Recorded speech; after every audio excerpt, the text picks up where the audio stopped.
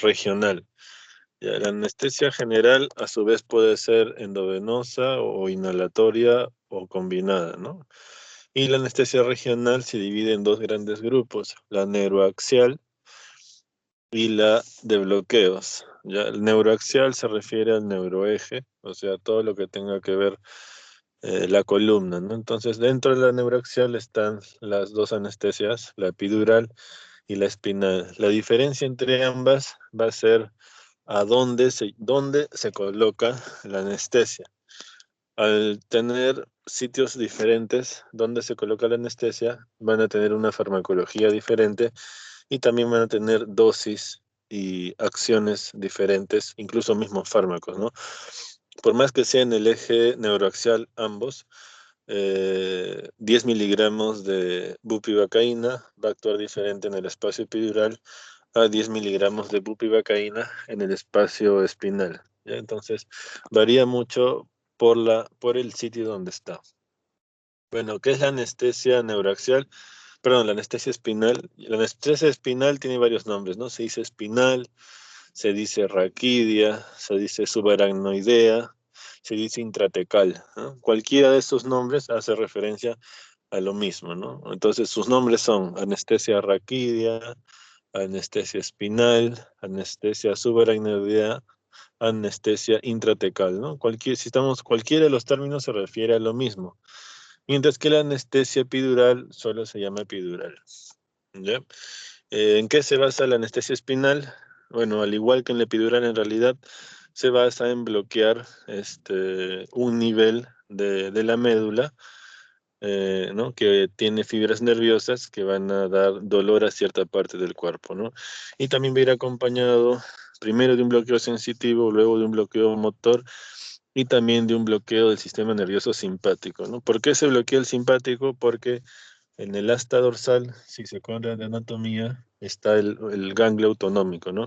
Entonces, cada nivel medular tiene su propio ganglio autonómico, que es lo que da el estímulo simpático a esa parte del cuerpo, ¿no? El parasimpático no se bloquea, ¿por qué? Porque la primera neurona del parasimpático está en el tronco encefálico, ¿no?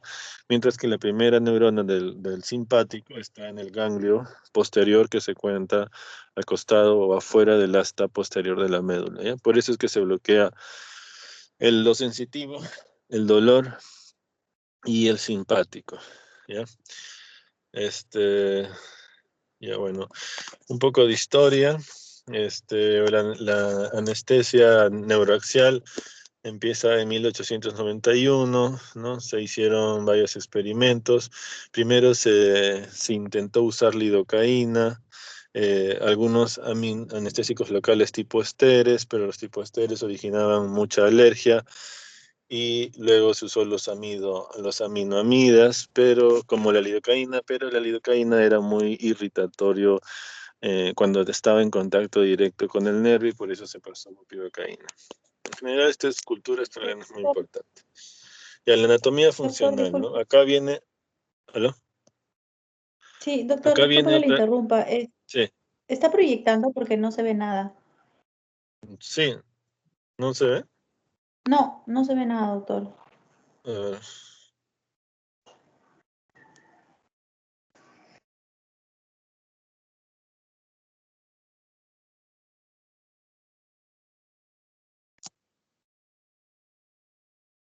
¿Ahí ven mi pantalla?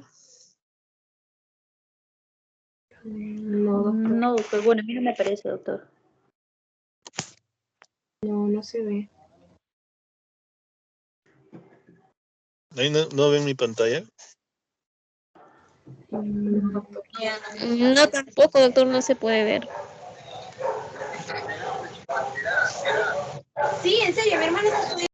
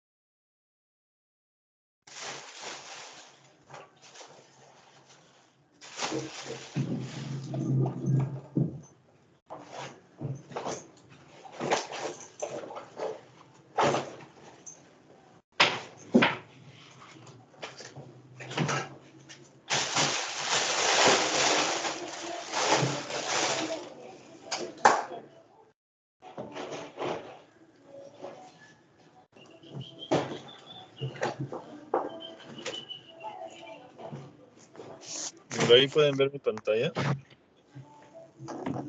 Sí, doctor, ahora sí. Ya. Bueno, había pasado una diapositiva que era la definición, que ya se las dije, ¿no? Otra historia que no tiene mucha importancia y estábamos acá.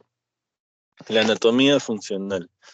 En la anatomía, hasta cierto punto es igual, ¿no es cierto?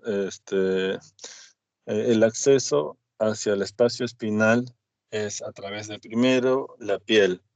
Segundo, el celular subcutáneo. Tercero, uniendo la punta de las apófisis espinosas, el ligamento supraespinoso, ¿no? Entre las apófisis espinosas, el ligamento intraespinoso, luego viene el ligamento amarillo.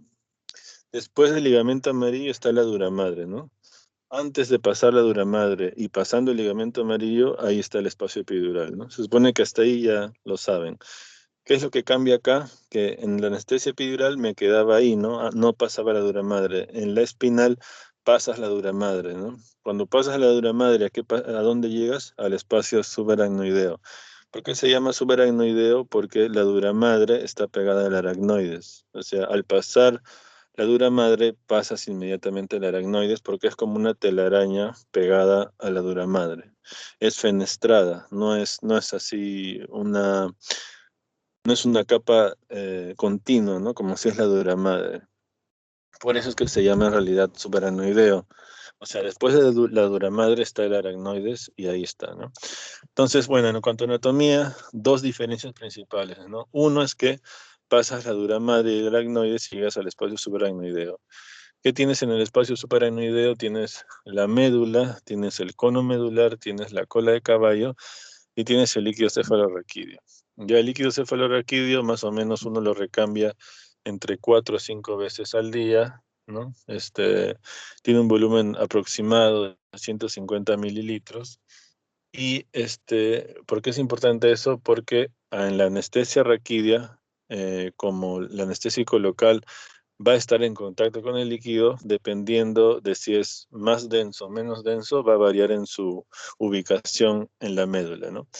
Bueno, la gran diferencia entre la anestesia epidural y anestesia raquídea es que la anestesia raquídea solo se puede poner hasta L2. ¿Y por qué solo se puede poner hasta L2? Porque en L2 está el cono medular. Entonces, la anestesia raquídea solo hasta L2. Mientras que la anestesia epidural, como no vas a atravesar la duramadre, no hay riesgo de lesionar la médula. Entonces, la anestesia epidural se puede poner en el cervical, en el dorsal o en el lumbar. No hay problema. Pero como en anestesia raquídea sí se va a perforar la duramadre, sí hay riesgo de que si está en dorsal o en cervical lesione la médula, solo se pone debajo del E2, porque del E2 está el cono medular y por debajo está la cola de caballo. Si la cola de caballo se lesiona, pues simplemente se siente una parestesia y no va a tener mayor complicación. ¿Ya? Bueno, esta es la médula dividida, ¿no? en sus 4 partes. Recuerden, la anestesia epidural sí se puede poner en cervical, torácica o lumbar. La anestesia en raquídea solo se puede poner desde L2 para abajo. ¿Por qué? Porque el cono medular está en L2, ¿no? Y si lo pongo por arriba, habrá riesgo de que yo perfore la médula espinal. ¿Ya? La distancia entre la piel, ¿no? De acuerdo, las capas son piel, celular subcutáneo, ligamento interespinoso, supraespinoso, interespinoso, amarillo, duramadres, aracnoides. La distancia entre la piel al espacio va a variar, ¿no? Va a variar si es cervical, va a variar si es dorsal, lumbar o caudal. Ya más o menos, en el caso de anestesia raquídea, solo ponemos lumbar, aproximadamente está de 5 a 6 centímetros de la piel. Eso varía bastante con qué gordito sea el paciente, ¿ya? El ancho del ligamento amarillo también va a variar con la edad, con la deshidratación, ¿no? A más edad, menos agua, el ligamento suele ser más grueso, más duro y más deshidratado. Este era lo que les había dicho al inicio. ¿No? Hay un bloqueo sensitivo. Sensitivo se refiere a dolor, hay un bloqueo motor y hay un bloqueo autonómico, ¿no? ¿Por qué hay un bloqueo autonómico? Como pueden ver en la imagen, al costado de la parte dorsal está en amarillo el ganglio autonómico, ¿no? Entonces también se va a bloquear ese ganglio autonómico. Estas son las capas que ya se las dije y los dermatomas, ¿no? Entonces, según el nivel que yo coja, voy a agarrar cierto número de dermatomas, ¿no? ¿Qué son dermatomas? Son la sensibilidad de la piel respecto a cada nivel medular, ¿no? No es necesario saber exactamente dónde están todos, nos basta con saber algunos puntos de referencia y el resto se puede calcular aproximadamente, ¿no? Los puntos de referencia son arriba primero la mamila, que es T4, ¿no? Entonces, si yo tengo sensibilidad hasta T4, digo que están ¿de dónde fue el bloqueo? De T4 hacia abajo, ¿no? El otro punto de referencia es el apéndice sifoides, que es T6, el otro punto de referencia es el ombligo, que es T10. Entonces, si llega el ombligo, pues se dice que es T10, ¿no? Si está entre el sifoides y el ombligo, significa que está entre T6 y T10, ¿no? Puede decir T8. No es exacto, ¿no? Lo que sí hay que tener en cuenta son los niveles de referencia, que son las mamilas, T4, el apéndice sifoides, T6 y el ombligo, T10. ¿Ya? La circulación líquido cefalorraquídeo es importante en el caso de la anestesia raquídea. ¿Por qué? Porque, como les dije, el anestésico local va a ir al líquido cefalorraquídeo. Entonces, les dije, ¿no? Es importante, ¿por qué? Porque si el anestésico es más denso, se va a ir para abajo. Si es menos denso, se va a ir para arriba. Entonces, el líquido cefalorraquídeo no solo circula por la médula, también va a llegar al cerebro. Entonces, si yo pongo un líquido, un anestésico local con dextrosa, lo va a hacer más pesado que el líquido cefalorraquídeo. Y si ese paciente lo pongo en posición de Trendelenburg, o sea, la cabeza más abajo que los pies, el anestésico local se va a ir al cerebro y va a bloquear el cerebro. Entonces, por eso es importante. ¿Ya? Bueno, la composición del líquido cefalorraquídeo, la técnica, ya. Primero, la preparación. La preparación hay que tener el equipo, el fármaco que voy a utilizar y tener en cuenta el tipo de cirugía, ¿no? El equipo vas a tener que decidir si quieres una aguja básicamente cortante o no cortante y elegir un calibre, ¿no? A menor calibre, menos riesgo de que aparezca cefalea postpunción. La cefalea postpunción es una complicación que aparece cuando al punzar la dura madre no se cierra el hueco y empieza a perder líquido cefalorraquídeo por ese huequito, ¿no? Entonces, lógicamente, mientras más chico sea el hueco, o sea, menor calibre de la aguja, es menos riesgo que haya cefalea postpunción. En anestesia epidural, como no se busca punzar la dura madre, se usa una aguja de 18, pero porque no busco punzar la dura madre. En el caso de la anestesia raquídea, sí busco punzar la dura madre, así que puedo usar una aguja 23, 27, ¿no? Usualmente usamos 27. Los fármacos, dependiendo de qué es lo que quiero, ¿no? Si es una cirugía de 4 horas, pues puedo poner anestésico local más adrenalina, ¿no? Si es una cirugía de 2 horas y aparte le quiero dar analgesia por vía intratecal, le puedo poner anestésico local más un opioide, ¿no? Entonces, el fármaco lo voy a elegir según lo que lo que quiero, ¿no? El efecto que quiero darle. En caso del tipo de cirugía también, ¿no? Como les dije, si es una cirugía que va a durar 2 horas, le puedo poner solo anestésico local, ¿no? Si es una cirugía que va a durar 4 horas, le puedo agregar epinefrina al anestésico local y eso va a hacer que la duración dure 6 horas, 7 horas, ¿no? Y el tipo de cirugía es para ver eso, justamente. Ahora, las agujas, acá hay algo bien controversial, ¿no? Una cosa es lo que dicen los libros, que ya están desactualizados, y otra cosa es lo que se ha descubierto a través de la microscopía electrónica. Entonces yo les voy a decir lo que se ha descubierto por microscopía electrónica, que es lo verdadero, ¿ya? Las agujas se dividen en dos, ¿ya? Tenemos agujas cortantes y agujas no cortantes. Las agujas no cortantes se les llama también punta de lápiz, o sea, se supone que no, si bien acaba en punta, es de lápiz, o sea, no tiene filo, ¿no? La principal que usamos acá en Perú es la Huitacre, ¿no? Que está ahí con el número 3. Esa es la principal. Sin embargo, no es la aguja, no es la única aguja de punta de lápiz, ¿no? Hay más, pero Huitacre es la que usamos, ¿no? Eh, ya. Ahora, si su punta sea punta de lápiz, ese es uno, ¿no? Y otro es el calibre, ¿no? Puede haber una Huitacre calibre 25, calibre 23. Obviamente, mientras más chica, menos diámetro, menos cefalea, ¿no? Bueno, entonces, las agujas no cortantes, que es la punta de lápiz, que es la Huitacre, son las agujas que hacen trauma. ¿Por qué hacen trauma? Porque al pasar la dura madre, como no tienen punta, lesionan la dura madre más, haciendo un hueco feo, como si fuera una coliflor invertida. ¿Ya? Al hacer ese corte feo, hace que haya más inflamación. Al hacer más inflamación, hace que haya,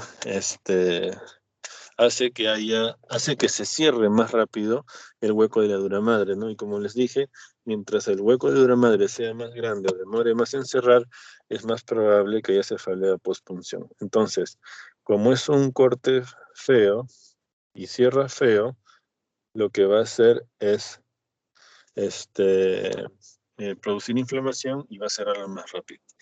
Mientras que las agujas cortantes son agujas que, como su nombre lo dice, cortan la dura madre, sí tienen filo y por lo tanto es un corte fino, ¿no? Es como, ¿no? ¿Cómo voy a cortar mejor una hoja de papel? ¿Con una tijera o con un puño? Obviamente con una tijera. ¿Cómo va a ser el corte más fino? ¿Con una tijera o con un puño? Con una tijera. Entonces, las agujas cortantes, a la cabeza la Towi, hacen un corte limpio, un corte de bordes limpios, entonces ese corte de bordes limpios produce menos inflamación. Al producirse menos inflamación, va a demorar más tiempo en cerrar la mano. ¿Ya? Así es como es de verdad. ¿Ya? Van a encontrar en los libros que antiguamente era al revés, ¿no? Se decía que las agujas de punta de lápiz eran las no cortantes. Y como eran no cortantes, el hueco era más chico y eso hacía que se cierre más rápido. Hicieron microscopía electrónica y vieron que no, más bien las agujas de punta de lápiz eran no cortantes, efectivamente, pero al ser no cortantes hacían un hueco más grande y más feo, con bordes inflamatorios. Y era la inflamación la que producía el cierre más rápido y esa era la razón por la cual había menos cefalea postpunción. O sea, antes se creía que había menos cefalea postpunción debido a un corte fino, pero ahora se sabe que la razón es porque el corte es más tosco y produce la inflamación. O sea, lo que favorece que no haya cefalea es que haya inflamación en el corte, más bien no un corte fino, ¿no? Por eso es que ahora, en resumen, agujas cortantes hacen un corte limpio, bordes finos, no produce inflamación y eso hace que salga más líquido cefalorraquídeo, demore más en cerrar y demás cefalea postpunción. Mientras que las agujas no cortantes, como la punta de lápiz, o sea, la Huitacre, hace un corte feo de coliflor, bordes feos, lo cual hace inflamación. El hacer inflamación hace que cierre más rápido, ¿no? Así es. Elección del anestésico local va a depender del efecto que quiero, ¿no? No sé si han hecho sus clases de anestésicos locales, pero mientras un anestésico local esté más cerca del pH del cuerpo, su acción va a ser más rápida, ¿no? Mientras esté más lejos del pH del cuerpo, su PK va a demorar, va a tener más periodo de latencia y su duración de la acción va a ser más largo, ¿no? El anestésico local que más usamos en anestesia raquídea es la bupivacaína, a diferencia de la anestesia epidural que usamos la lidocaína. ¿Por qué no usamos lidocaína en la anestesia raquídea? Porque, como les dije al inicio, la lidocaína en contacto directo con el nervio, como ocurre en la anestesia raquídea, es más tóxico local, ¿no? En cambio, la bupivacaína es más noble, es menos tóxico a nivel local. La bupivacaína es un enantiómero, o sea, tiene una forma dextro y una forma levo, ¿no? La bupi es muy tóxica, así que se investigó y se descubrió que la forma dextro es la responsable de todo lo malo.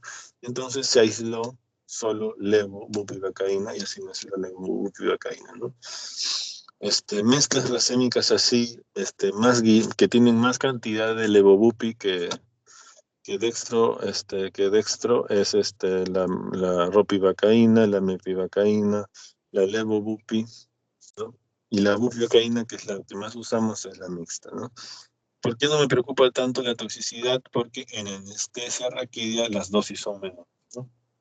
Por ejemplo, para una cesárea en anestesia epidural usarías 400 miligramos de lidocaína por vía epidural, mientras que para una anestesia raquidia para una cesárea usarías 10 miligramos de bupivacaína, ¿no? Entonces, en una anestesia estás usando 400 miligramos de anestésico local, mientras que la anestesia raquídea estás usando solo 10 miligramos de anestésico local. Lógicamente, ¿dónde hay más riesgo de toxicidad? En la anestesia que tengas que poner 400 miligramos, ¿no? ¿Por qué? Porque el anestésico no se absorbe en la médula, se absorbe a la circulación sistémica, tanto la lido como la bupi va al hígado y en el hígado se metaboliza, ¿no? Cuando tú pones anestesia raquídea y pones 10 miligramos de bupivacaína, en tu cuerpo solo va a haber 10 miligramos de bupivacaína circulando, mientras que cuando tú pones anestesia epidural, en tu cuerpo va a haber circulando 400 miligramos de lidocaína. Entonces es más, ¿no? Hay más riesgo de toxicidad, hay más riesgo de hacer un bloqueo, pero bueno, eso ya van a ver más en su clase de anestésicos locales. En general, siempre en anestesia raquídea las dosis son mucho menores. ¿Por qué? Porque están en contacto directo con el nervio. Mientras que en anestesia epidural las dosis son mayores. ¿Por qué? Porque se quedan en el espacio epidural. Entonces tienen que pasar al nervio y no es directo, ¿no? Bueno, las propiedades físico-químicas, eso más lo van a ver en su clase de anestésicos locales. No, la distribución de los anestésicos locales, ¿no? Si estamos en espacio raquídeo es muy importante la varicidad, o sea, la densidad, ¿no? Si es más denso, se queda abajo. Si es menos denso, se va para arriba, ¿no? Entonces, por ejemplo, la bupivacaína hiperbárica es bupivacaína con dextrosa, eso lo hace más denso. Entonces, si estás parado, ¿a dónde se va la bupi? Hacia abajo. Y el líquido cefalorraquídeo hacia arriba.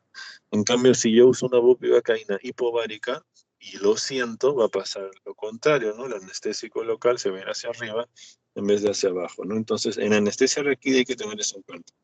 En anestesia epidural eso no pasa. ¿Por qué? Porque lo que yo estoy dilatando es un número de dermatomas que va a depender según el volumen que infiltra. No, o sea, es un espacio virtual que no existe. Entonces, si dilaté 3 espacios, se quedan en esos 3 espacios, no puede subir ni bajar. En cambio, en la anestesia raquídea, sí va a subir o bajar. ¿Por qué? Porque está en el líquido cefalorraquídeo. Y el líquido cefalorraquídeo tiene conexión incluso hasta con el cerebro. Los efectos secundarios, bueno, principalmente la pregunta del residentado médico es, ¿cuál es el anestésico local? ¿Cuál es el anestésico local ¿cuál es el principal efecto adverso de la anestesia regional? Es la hipotensión. Ya la hipotensión es el principal efecto adverso. ¿Cómo, cómo revierto esta hipotensión? Bueno, como bloquea los ganglios autonómicos, o sea, va a haber una vasoplejía debido a un bloqueo simpático, pues es un shock neurogénico, ¿no? ¿Qué es un shock neurogénico? Es un shock distributivo. ¿Cuál es el antídoto para el shock distributivo? Vasopresores. Entonces, ¿no? O sea, la principal complicación de la anestesia raquídea o epidural también va a ser la hipotensión, que es un shock neurogénico, y tengo que usar un vasopresor, ¿no? Puedo usar etilefrina, fenilefrina, noradrenalina bien diluida. Otro síntoma común es la cola de caballo, que se veía más antes cuando se usaba lidocaína en anestesia raquídea. ¿Por qué se producía esta cola de caballo con lidocaína? Porque la lidocaína es tóxico a nivel de contacto con el nervio, ¿no? Por eso es que no usamos lidocaína en contacto directo en la anestesia raquídea. ¿Cómo es este síndrome de cola de caballo? La cola de caballo se caracteriza porque el paciente siente parestesias, no puede orinar, siente ardor, y este es debido a la irritación de la cola de caballo. Por eso es que no se usa anestesia, no se usa lidocaína en anestesia regional, en anestesia raquídea, ¿no? En cambio, las bupivacaínas y sus derivados, la levobupi, la mepivacaína, todos esos son más nobles en contacto con el nervio, no hay problema con eso. Bueno, estos ya hablan de la tetratecaína, que es un anestésico local tipo ester, la bupivacaína. Bueno, eso ya más lo van a ver en su clase de anestésicos locales, ¿no? Esta es la levobupi que les dije, no es un enantiómero, ¿no? Conformado. La levobupi viene de levo-giro, ¿no? O sea, la bupi, que está dextro-giro y levo-giro, le quitas la parte dextro-giro, que es la parte asociada a los efectos adversos de neurotoxicidad y cardiotoxicidad, y te queda pura bupi levogira, ¿no? Entonces, esa bupi levogira se llama levobupi. ¿Ya? Algunos adyuvantes, bueno, esto más lo van a ver en su clase anestésica local, pero se los menciono. Si yo quiero hacer que mi anestésico local dure más y el bloqueo sea más potente, uso adrenalina. ¿Por qué? Los anestésicos locales no se absorben en la médula, no se absorben en el espacio epidural, se absorben y se metabolizan en el hígado. Entonces tienen que pasar al hígado. ¿Cómo pasan al hígado? Absorbiéndose a través de los vasos sanguíneos. Si yo pongo adrenalina y vasoconstriño, va a haber menor superficie de absorción, entonces voy a tener más tiempo el anestésico local en el sitio de acción y por lo tanto va a demorar más en absorberse y su efecto va a durar más. Y al poder absorberse menos, voy a tener más concentración en el sitio de acción, por lo cual voy a tener un efecto más potente y más duradero. El bicarbonato es para que el pH del fármaco se acerque o se ponga más alcalino y baje la parte ionizada, ¿no? Y aumente la forma no ionizada. La forma no ionizada es la que va a entrar a la célula para que realice la acción. Entonces, cuando yo pongo bicarbonato, aumento la parte no ionizada, hago que esa parte pase más rápido a la célula y acorte el periodo de latencia, ¿no? Si un anestésico local duraba 10 minutos, el periodo de latencia, cuando le pongo bupivacaína y aumento la parte no ionizada, hago que dure pues 6, ¿no? Clonidina es un alfa-2 agonista, es más que nada para mejorar el bloqueo del dolor, igual que los opioides, ¿no? Los opioides más usados son morfina y fentanilo, ¿no? La morfina sobre todo porque es el más hidrosoluble. Mientras más hidrosoluble mi opioide, mejor porque va a durar más en el líquido cefalorraquídeo. A la inversa, mientras más liposoluble sea, más rápido va a atravesar la barrera hematoencefálica, más rápido va a absorberse por los vasos y en realidad el efecto de analgesia que voy a tener no va a ser no va a ser por el espacio raquídeo, sino por la absorción sistémica. Y eso no es la idea. Ya cómo poner anestésico local se pone de dos posiciones, ¿no? Sentado y de costado. ¿No? Si es sentado o de costado, siempre nuestro punto de referencia son las crestas ilíacas, ¿no? Si hago una línea paralela entre las crestas ilíacas, cae entre L3 y L4. El acceso es por dos vías, puede ser la vía medial o la paramedial, ¿no? La vía medial es la que más usamos, que es simplemente en el centro de la médula, ¿no? Hago una cruz entre mi línea media, que pasa en las apófisis espinosas, con la otra línea paralela, perdón, perpendicular, que es las crestas ilíacas, y ahí ubico L3 o L4, ¿no? Para anestesia raquídea, ¿no? En caso esté en anestesia epidural, también la puedo poner torácica, ¿no? En el tórax, mi punto de referencia son las puntas de los omóplatos. ¿Qué pasa en la punta de los omóplatos? Tengo a T6. Entonces ahí ya puedo ubicarlo, ¿no? Pero en caso de anestesia raquídea, sabemos, no se pone en torácica, solo de L2 hacia abajo, así que mi único punto de referencia van a ser las crestas ilíacas. Ya saben, ¿no? Pueden ponerlo sentado, de costado, es igual. Bueno, esos son los, los planos que hay que pasar, que ya les dije, ¿no? El abordaje paramedial tipo Taylor, ¿no? Que es cuando por el espacio medial está muy cerrado, las apófisis espinosas son muy arqueadas hacia abajo y no se puede, puedes ponerlo por el lado paramedial, ¿no?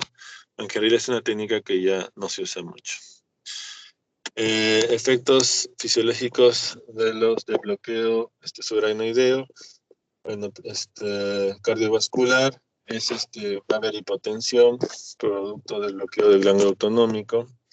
Respiratorio, en caso del anestésico local suba hasta D4, D3, ahí se inervan los músculos respiratorios accesorios. Entonces el paciente va a tener la sensación de que se ahoga, pero en realidad está respirando bien, porque el diafragma es el principal músculo de la respiración y el diafragma está en C4, en la cervical 4. Así que cuando se bloquean los accesorios es más que nada una sensación de falta de aire, pero en realidad satura 100%. Urinario, ¿no?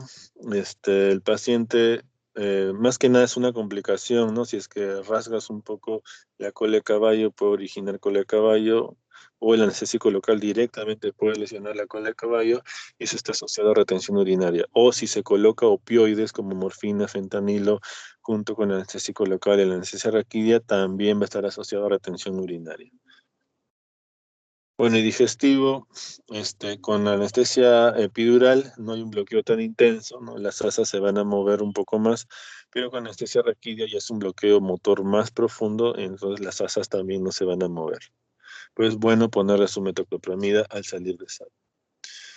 Las indicaciones, bueno, van a depender básicamente según la cirugía, cierto nivel, ¿no? Por ejemplo, ¿no? Si yo quiero, pues, un apéndice que van a operar por vía umbilical o una hernia supraumbilical, pues le pongo 15 miligramos de bupivacaína, pero quiero un nivel más alto, ¿no? Pero si van a operar una próstata por RTU, entonces quiero un nivel más bajo, ¿no? Quiero quizás un T10, entonces le pongo 10 miligramos, ¿no? O si van a operar un tobillo, quiero menos, ¿no? Le pongo 8 miligramos. Entonces, la cantidad de anestésico local que voy a usar va a depender mucho de la cirugía que voy a hacer, ¿no? Básicamente, cualquier cirugía de T6 para abajo puede ser realizada con anestesia raquídea. Con dedicaciones, solo las absolutas es importante, ¿no? Principalmente el paciente no quiera que haya un trastorno de la coagulación, que haya inestabilidad hemodinámica, que haya infección en el sitio de punción, y otras que son más controversiales es que el paciente tenga hipertensión endocraniana o que el paciente tenga un cuadro séptico activo. Complicaciones, como ya les dije, la más frecuente es la hipotensión. ¿Cómo se revierte? Usando un vasopresor porque es un shock neurogénico. Otro es la toxicidad. Para que haya toxicidad, tienes que pasar la dosis tóxica del anestésico local, ¿no? Ese es más un tema de anestesia, de anestésicos locales, ¿no?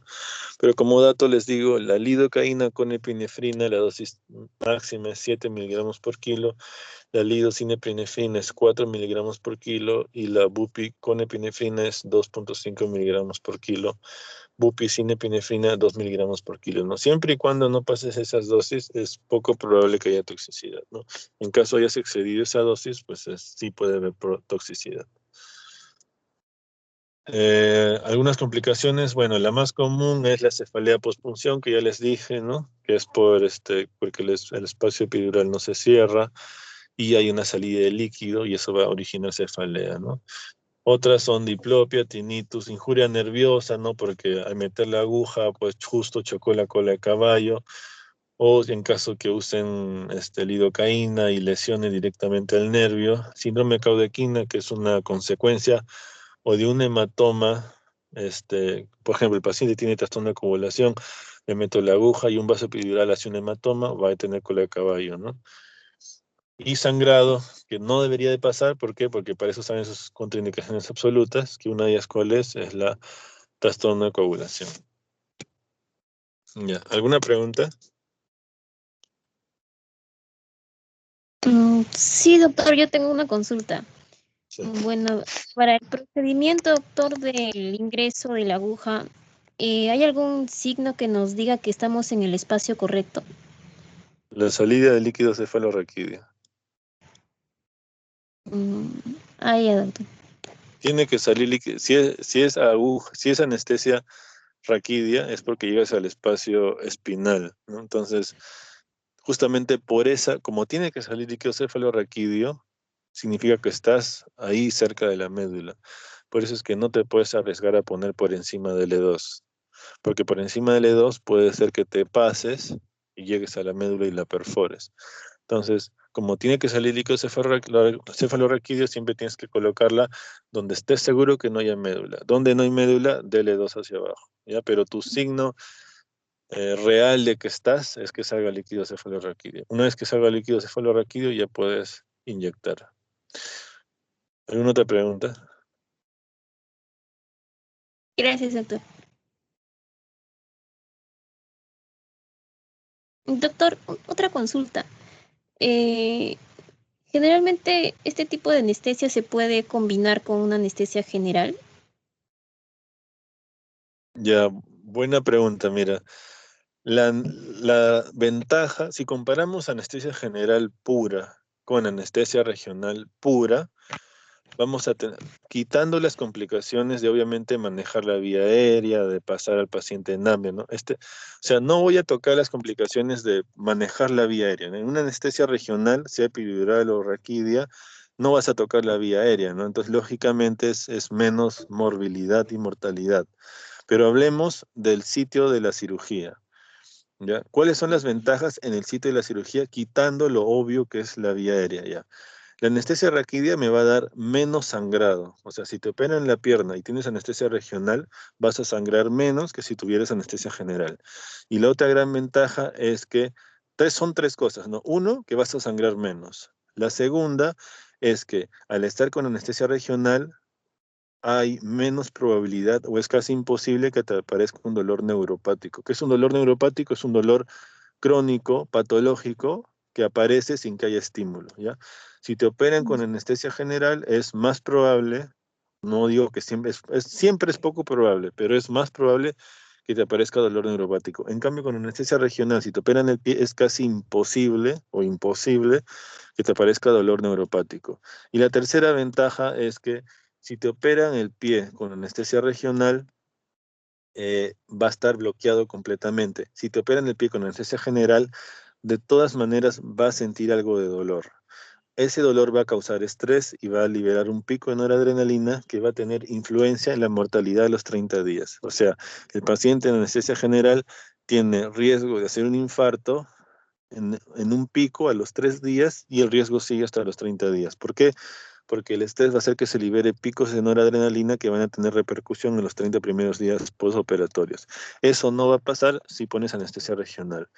Entonces, por ejemplo, en una cirugía que se puede colocar anestesia regional, pero debe ser con general, yo las combino, ¿no? Ponte, van a operar un tumor gigante de abdomen. Le coloco anestesia regional. ¿Por qué? Porque quiero menos sangrado, quiero que no haya dolor neuropático y quiero bajarle el riesgo de que haya infarto a los 30 días. Pero yo sé que el cirujano va a necesitar que esté más relajado, entonces no hay problema, le pongo anestesia general solo para relajar todo, ¿no? Pero el bloqueo sensitivo y motor está hecho con anestesia regional.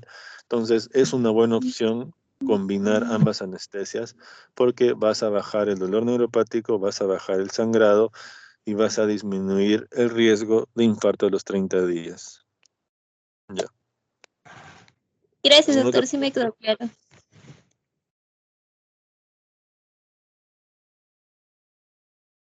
alguna otra pregunta? ¿Cuál es mejor, yo les pregunto, ¿cuál es mejor, anestesia epidural o raquidia?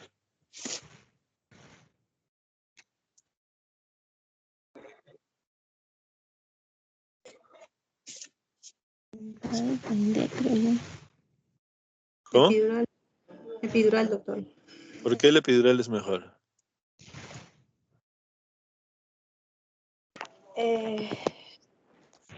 Porque la epidural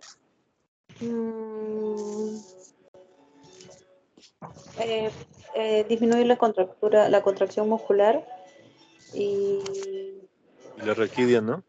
La raquidia disminuye más, hay más bloqueo motor con raquidia que con epidural. Raquidia, doctor, porque bueno, la cantidad de administración del anestésico es menor.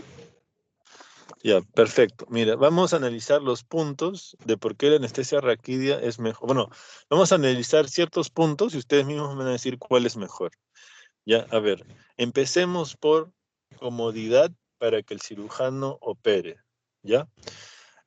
¿Cuál provoca mayor bloqueo? El cirujano lo que quiere es que no se mueva nada. ¿Quién provoca más bloqueo motor? ¿La raquidia o la epidural? La raquidia. Entonces, el cirujano va a estar más cómodo operando con raquidia o con epidural. Con raquidia, ¿no es cierto? ¿Por qué? Porque produce más bloqueo motor. O sea, punto a favor para la raquidia. Ahora, ¿cuál produce más bloqueo sensitivo? O sea, ¿con cuál el paciente no va a sentir ya nada? Ojo, si la anestesia, primero es el bloqueo sensitivo y luego es el motor. Lógicamente, la anestesia que produce más bloqueo motor también va a producir más bloqueo sensitivo, porque para que se bloquee lo motor, primero tiene que bloquearse lo sensitivo. Entonces, ¿no? ¿Y a quién le importa lo sensitivo? Al paciente. Entonces, ¿quién tiene más bloqueo sensitivo? La raquidia. Entonces, ¿para quién es, para el paciente, cuál será más cómodo? ¿Operarse con raquidia o con epidural? Con raquidia. ¿Por qué? Porque el bloqueo sensitivo es más profundo. Entonces, confort para el cirujano, raquidia. Confort para el paciente, raquidia. Ahora, ¿con cuál tengo más riesgo de toxicidad? En la anestesia raquidia, una cesárea la hago con 10 miligramos de bupivacaína, mientras que una epidural en cesárea la hago con 400 miligramos de bupivacaína. Por simple lógica, ¿qué tiene más riesgo de toxicidad por anestésicos locales? ¿10 miligramos o 400 miligramos?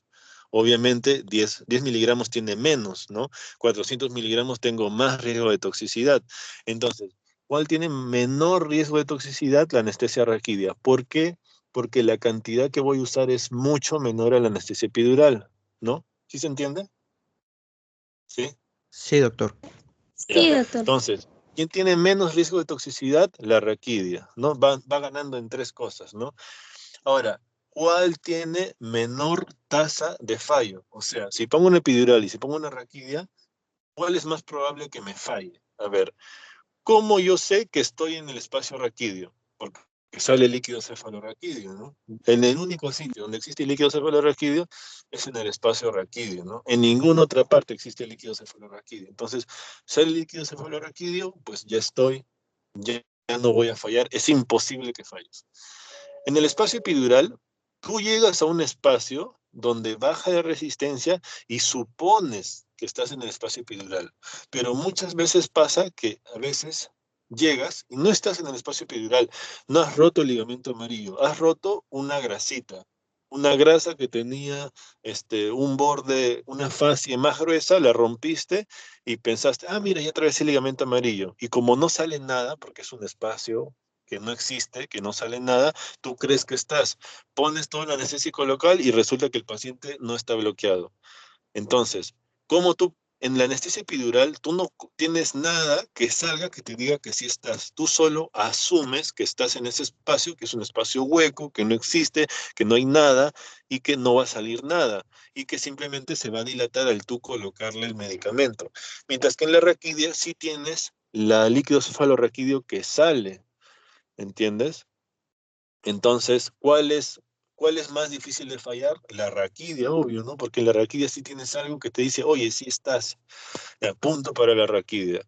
Ya, otro punto es, ya, ¿cuál le dije? ¿Cuál es la principal complicación en anestesia regional? La hipotensión.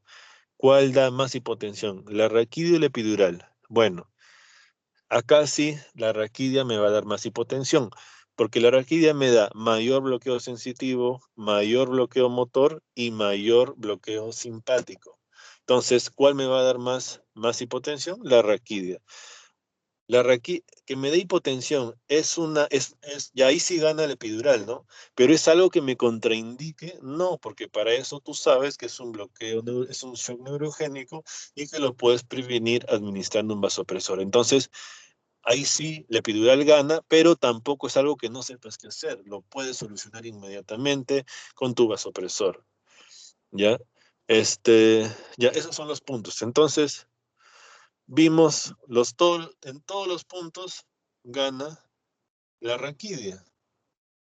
Solo en que da más hipotensión, pierde, ¿no? Pero no es una excusa. Entonces, ¿cuál es la mejor anestesia? La raquidia. Obviamente hay situaciones donde la epidural te va a ser más ventajosa, pero digamos, a modo general, ustedes que no son anestesiólogos tienen que llevarse el concepto que una anestesia raquídea es mejor. ¿Por qué? Más confort para el cirujano, más confort para el paciente, menos tasa de fallo, menos riesgo de hacer toxicidad. Bueno, sí, lo malo es que sí va a haber más hipotensión, pero tú ya sabes que es un shock neurogénico, y el shock neurogénico se trata con vasopresor. No vas a esperar a que se te choque, simplemente le haces la anestesia raquídea e inmediatamente le colocas el vasopresor y no pasa nada, ¿no? Entonces, cuando tú veas el libro y pongas, por ejemplo, anestesia de elección para cesárea, vas a darte cuenta que es la raquídea, no la epidural. No digo que el epidural no sirva, obviamente el epidural sirve, pero para otras circunstancias. Por ejemplo, analgesia de parto. En analgesia de parto sí el epidural sirve más. ¿Por qué? Porque yo no quiero que haya un bloqueo motor, quiero más que nada un bloqueo sensitivo. Entonces, como el bloqueo de la epidural es más leve, ahí sí me conviene una epidural, ¿no? O situaciones así muy particulares que ya son de especialidad. Pero el concepto de que raquidia es mejor que epidural se lo tienen que llevar. Ya les expliqué por qué. Bueno, ¿alguna otra pregunta?